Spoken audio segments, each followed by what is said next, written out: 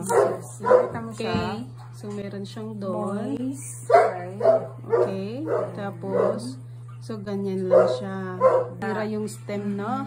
Para hindi siya masyadong overwater. Nakikita mo there. So, ganyan lang siya. That's once a week.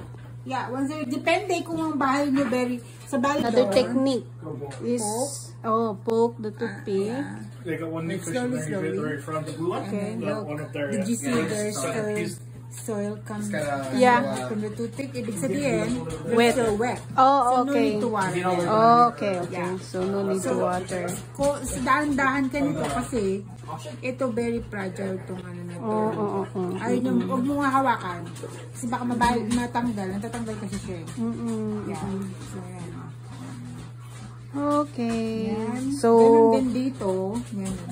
Yan, may mga baby. Dalawang plant to. Ito yun, isa. stem din siya to. Ha? Stem. Pinaplant ko na stem.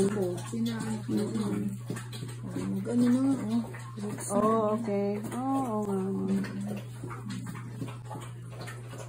Yan, tapos, cute.